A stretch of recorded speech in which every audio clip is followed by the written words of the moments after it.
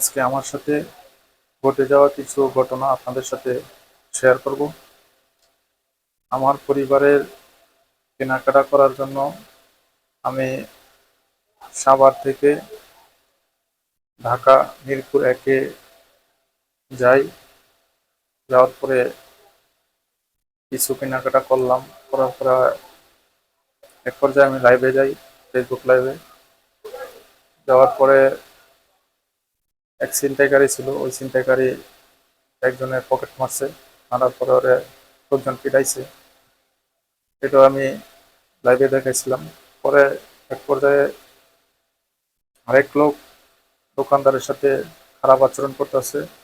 তার যেই মালটাল ছিল ওই মালটাল দিলাইয়া সে বাইরে ফেলাই দিতেছে, তাকে বলতেছে দোকান বন্ধ করতে। তারপরে আমি ওইখানেই লাইভে ছিলাম। আমি ওনার দিকে মুভ করে ভিডিওটা, মানে মোবাইলটা করার পরে ওনার গ্যাংয়ের কিছু লোকজন ছিল। ওই লোকজন আমাকে বলে যে ভিডিওটা ডিলিট করার জন্য। এক পর্যায়ে আমার কলার ধরে যে, তুই কে, কোথেকে আইছিস? পরে আমি মোবাইলটা দিতে বাধ্য হই। মোবাইল নিয়ে আমার লাইভটা ছিল, ওই লাইভটা ডিলিট করে দেয়। তারপরে আমার মোবাইলের গ্যালারিতে চেক দেয়।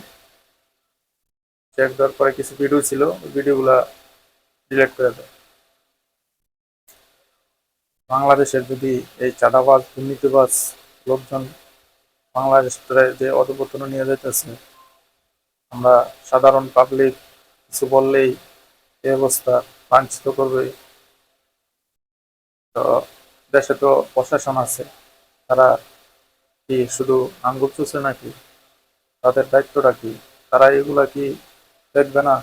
সাধারণ জনগণকে লাঞ্ছিত করে, সাধারণ জনগণের থেকে টাকা আদায় করে, চাঁদা আদায় করে, জোর জুলুম করে, অত্যাচার করে, এগুলা তো প্রশাসনের দেখা উচিত।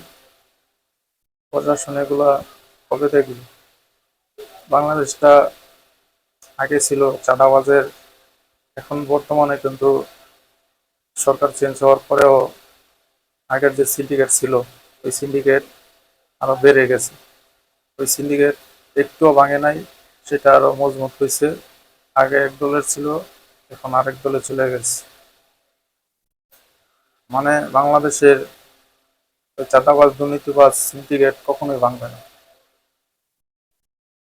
বাংলাদেশ যতদিনই চাঁদাবাজ দুর্নীতিবাজ সিন্ডিকেট না ভাঙবে, ততদিন বাংলাদেশের সামাজিক অর্থনৈতিক উন্নয়ন কোনোদিনই হবে না।